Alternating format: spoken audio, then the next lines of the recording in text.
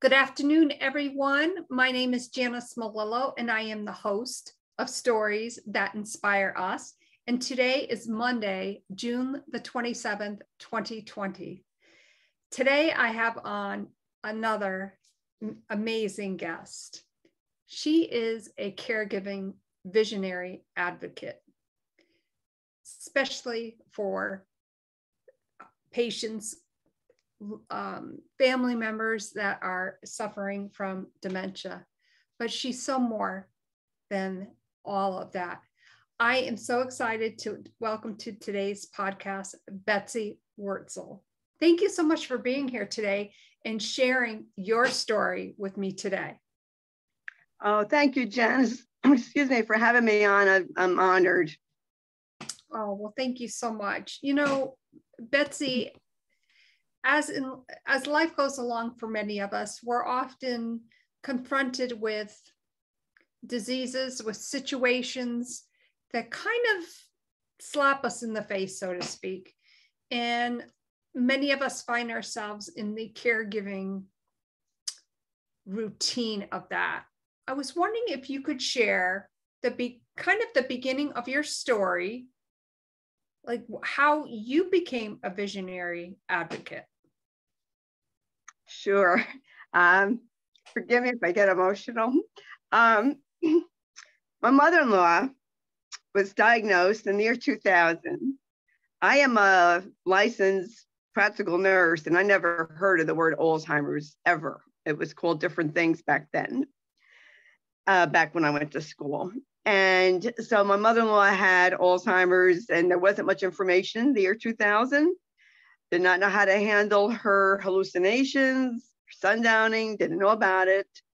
And I learned as much as I could at that time. My dad had Alzheimer's. He was diagnosed, I think, in before 2008, but a little before then. I didn't take care of him. He lived with my mom, but he had to be placed. Then in 2010, my husband, Matt, was diagnosed with early onset Alzheimer's. And back then, there was not the information about early onset. We were told he was too young, and that is not true. You could get Alzheimer's at any age. And it was in his family, but Matt was the first to have it young.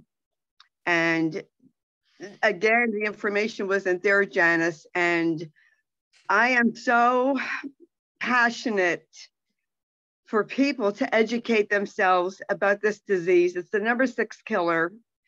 No one is immune. There's no treatment. There's no cure. If you're not a caregiver now, chances are you will be, or you will need one. I highly recommend educating yourself, getting a plan in place.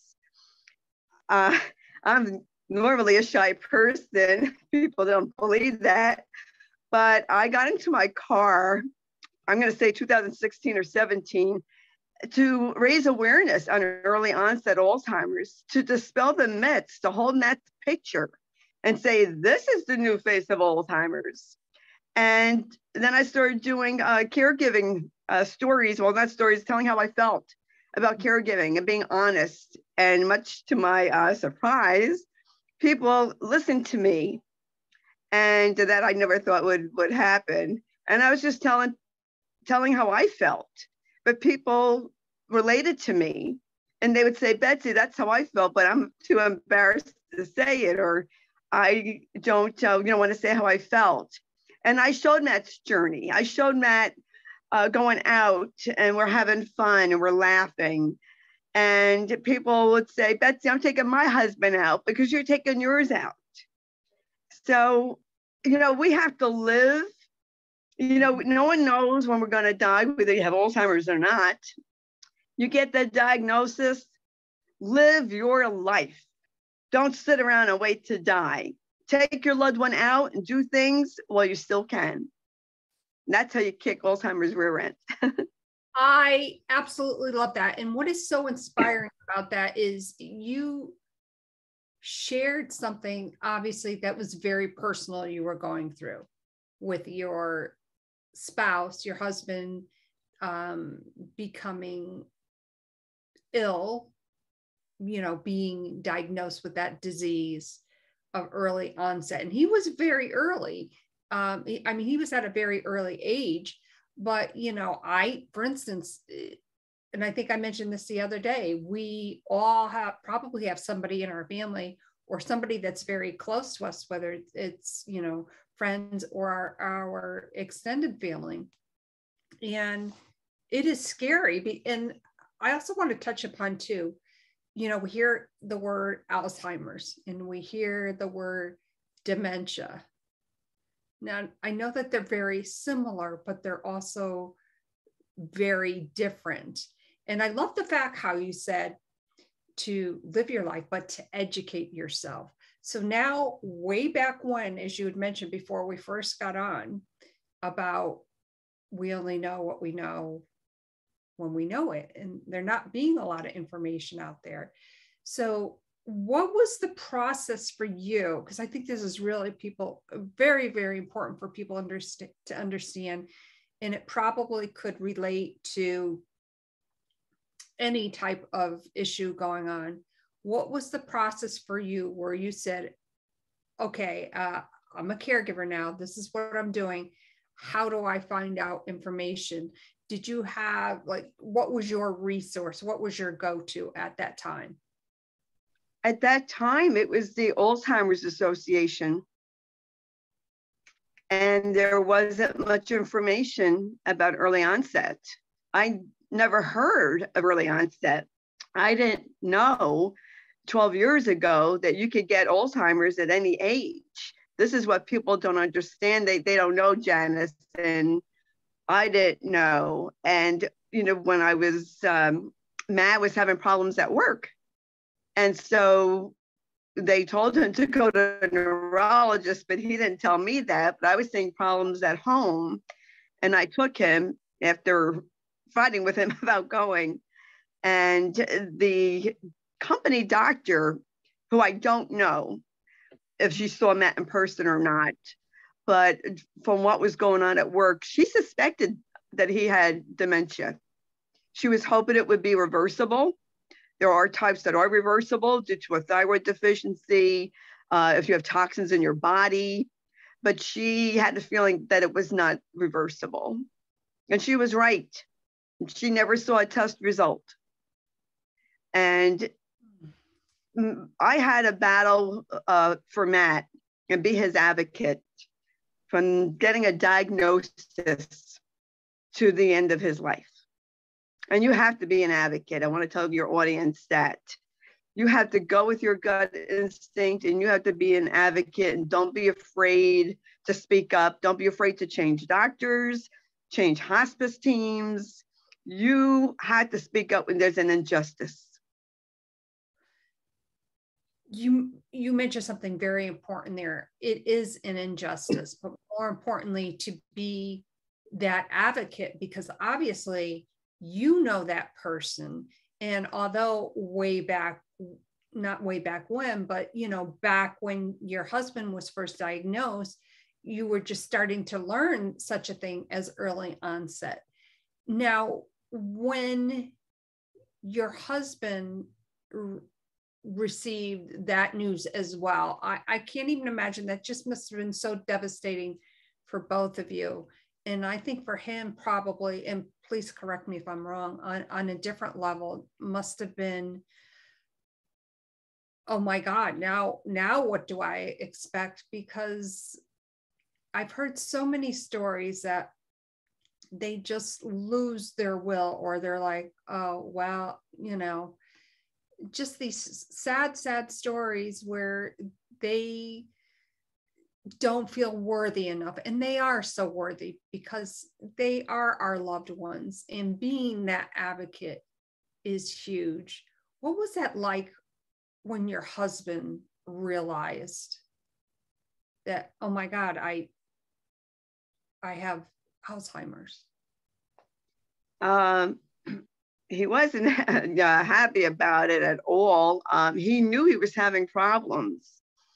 But being a Christian, Matt just accepted that was God's will. Mm-hmm. for his life.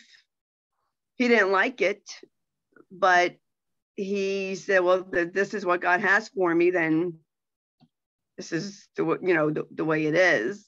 And Matt didn't cry much or express how he felt, but there were times that he cried and he said, I hate the way I am. Oh, goodness. And that's so heartbreaking. And I would just hug him. I'm going to get emotional and tell him that we love him and we're there for him. Oh. And I can't help, I'm an emotional person. Okay, that's okay.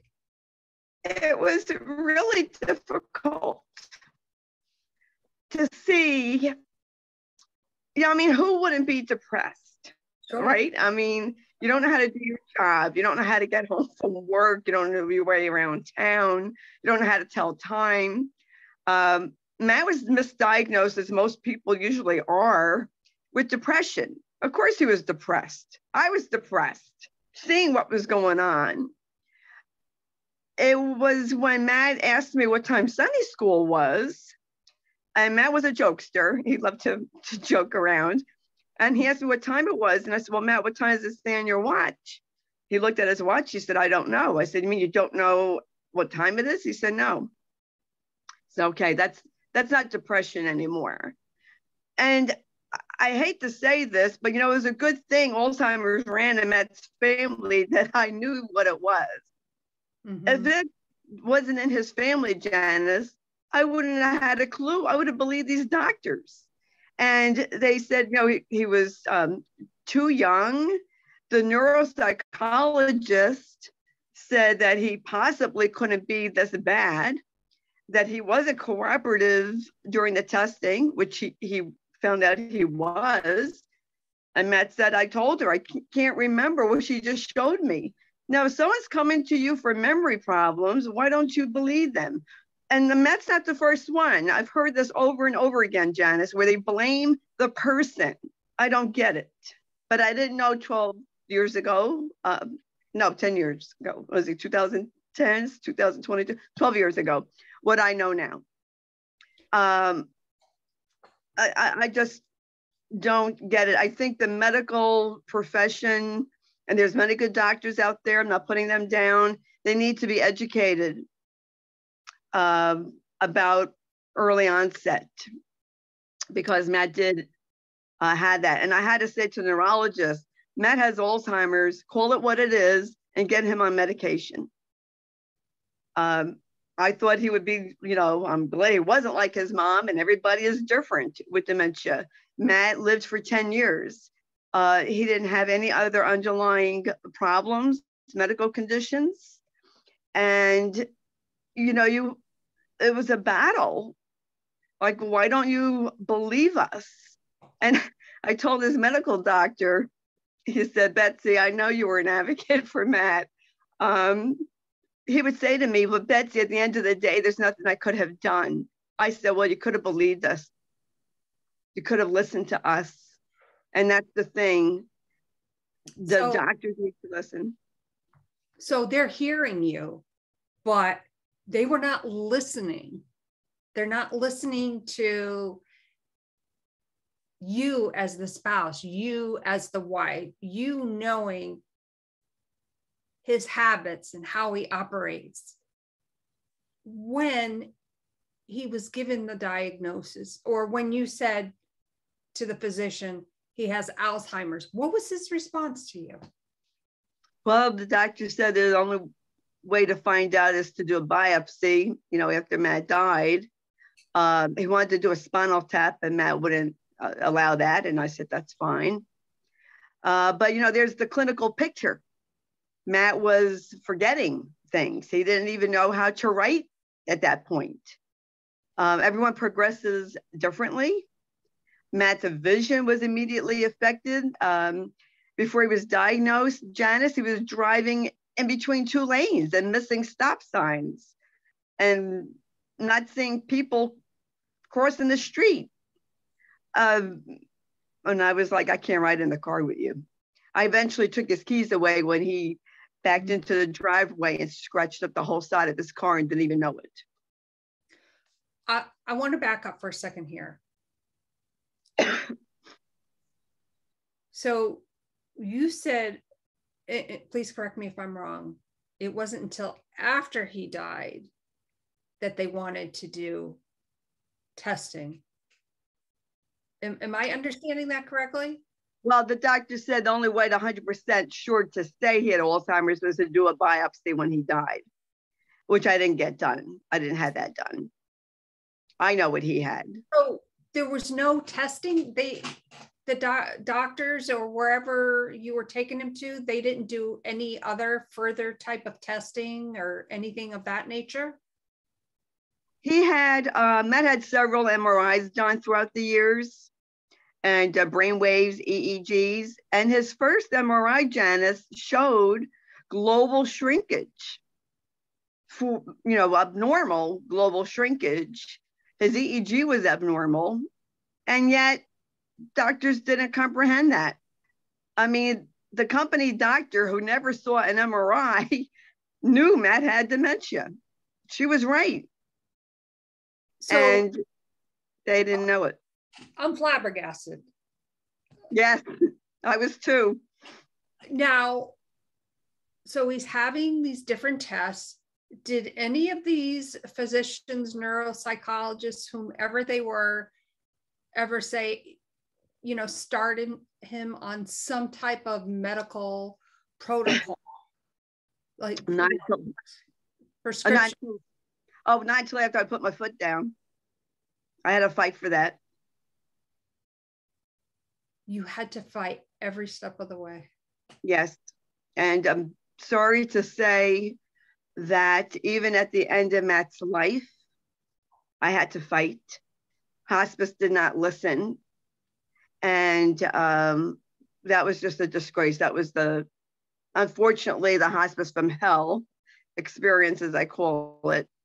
And I told that social worker, you need to listen to the caregiver. You need to listen to the patient too. Why do they think people don't have pain when they have dementia? Yes, they do have pain. They're human beings. It just is mind-boggling, Janice. The lack of knowledge that is out there. And I was flabbergasted myself. So not only the lack of knowledge, Betsy, but the lack of compassion. Mm-hmm. Yes. It's earth-shattering to me, just earth-shattering. But I also want to point out, at some point, you started sharing your journey in such a way. You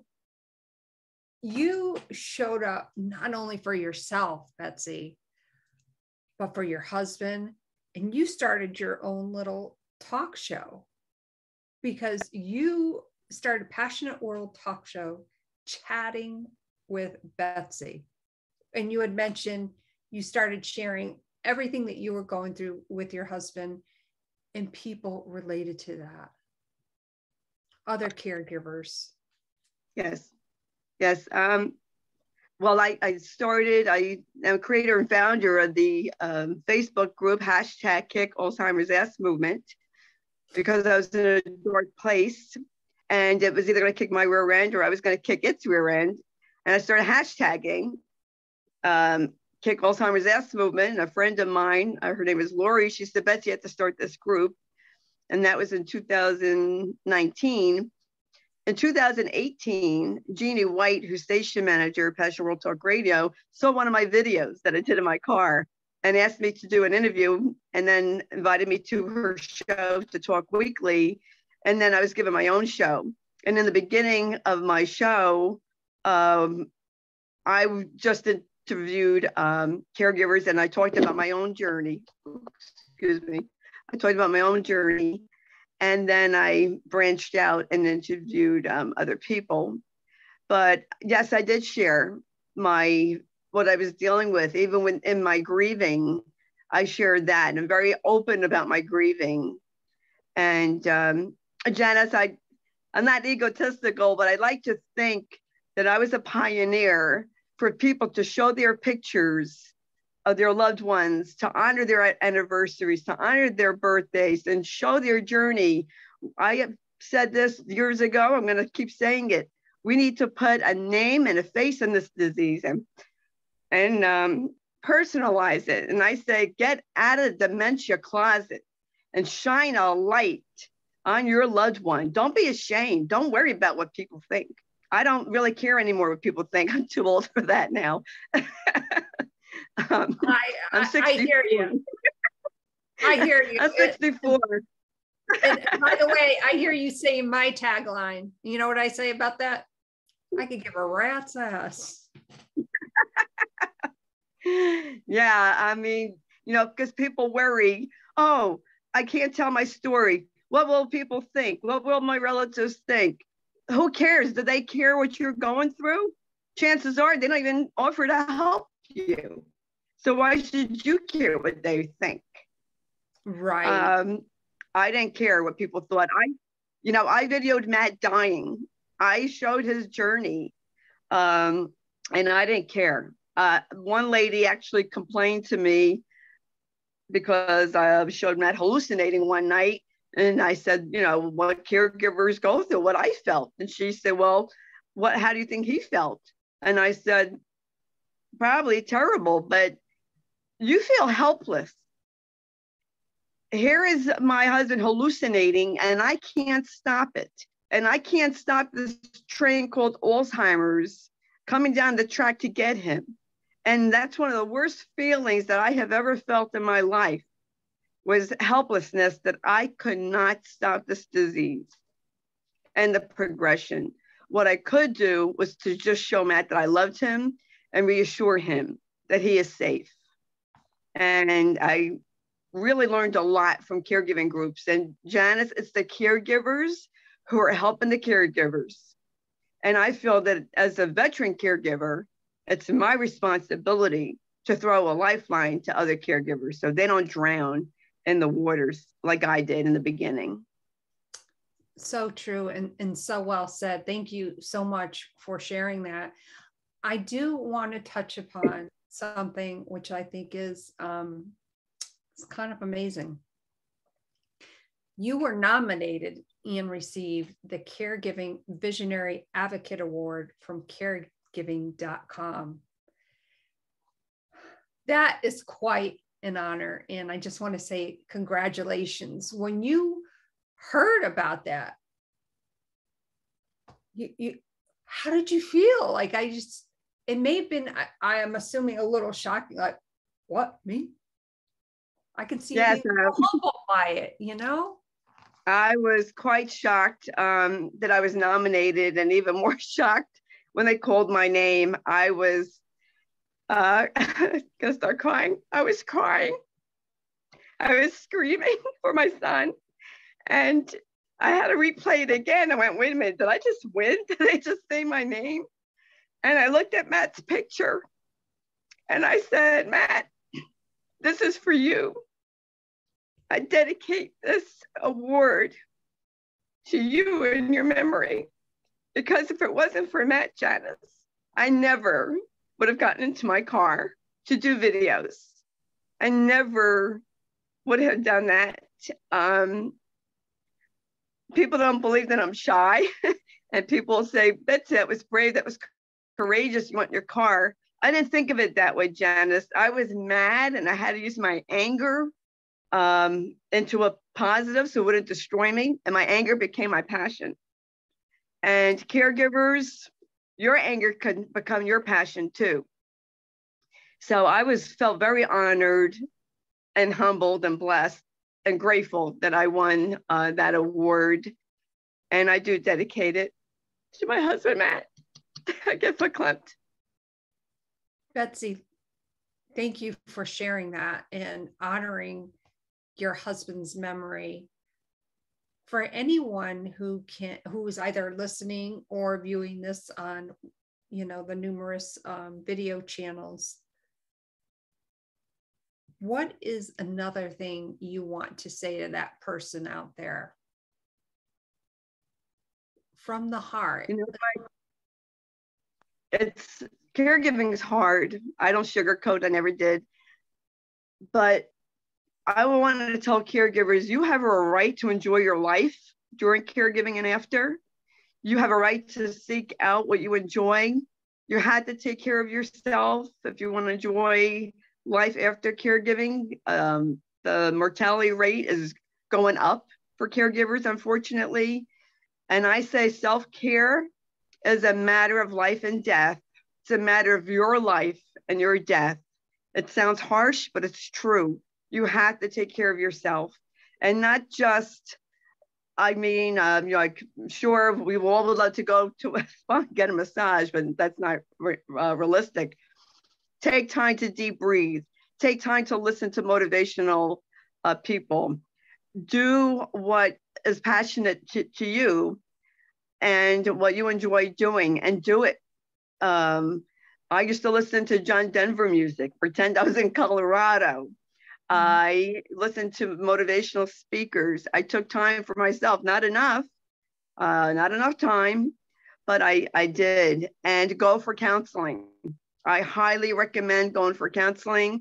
I did in Matt's mid-journey. I am receiving grief counseling now. There is nothing wrong with saying I need help. It is not a sign of weakness. It's a sign of strength, that you know that you need help. And hey, if you have to take antidepressant, then take it. I didn't, but there are people who do. It's nothing to be ashamed of. And you know what? I want to say to the audience, don't judge people. You don't walk in their shoes and they have to go for counseling. That's nothing to be ashamed about. And you know what? Nobody knows what life has in store for us. Mm-hmm. Nobody knows what life is going to punch at us or throw at us. So don't judge people when they go for help or they're on medication, because they need little help to get over that hump in their life. Hey, we may all need to go on something at some time. And I just say, you cannot just survive caregiving. You can thrive in it like I did. I found my gifts, I found my power, and I want to use it to help people, because that's my mission and vision, Janice, to help people. You truly have found your power. You have stepped into your success, but more importantly, toppled over the pain, the grief, even though you're still going through many of those feelings. You are an amazing woman who, through all of this, is sharing what you are passionate about helping others. And that is a story that inspires others. Betsy, where can, I know that you're on LinkedIn, and I'll make sure that in the show notes, we have your LinkedIn profile there and the radio show information. How often, by the way, do you do your radio shows, Chatting with Betsy?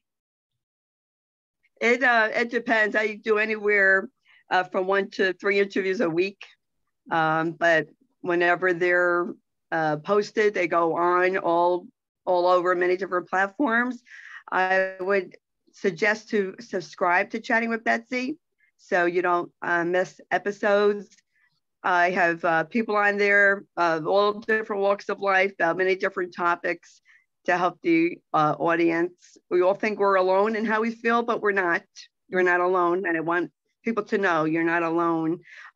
They could follow me on my Facebook, my own personal page, Betsy, Betsy Wurzel, Wurzel, my Facebook group, #Kick Alzheimer's Ass Movement. Everyone's welcome. You don't even have to be a caregiver. You just want to educate yourself. Come on and join.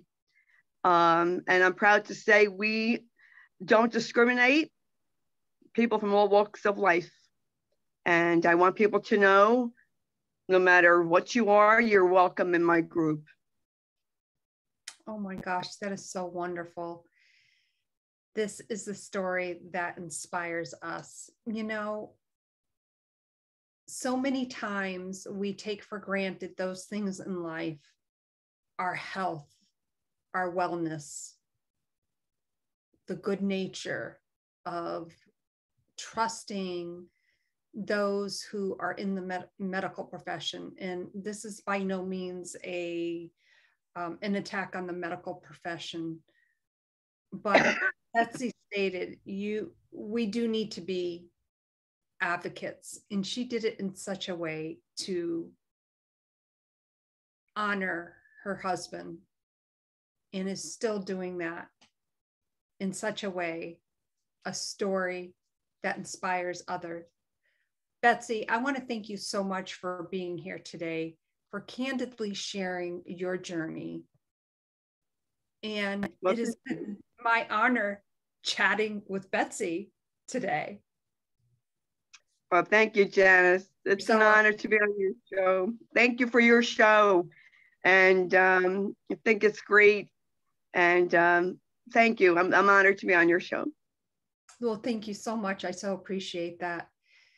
You know, everyone, I believe I've said this before, we all know someone who, whether it's Alzheimer's, dementia, or maybe it's another type of illness, that person who is in that caregiving role. You have a story to share. Let me help you inspire others. I'm so honored to be in this space to share with you stories that inspire us. My name is Janice Malillo, the host of Stories. Stories was originated, and I was inspired by my son, Ryan Scott. Thank you all so much for being here today, and come back often. Check out Betsy's information. Thank you so much.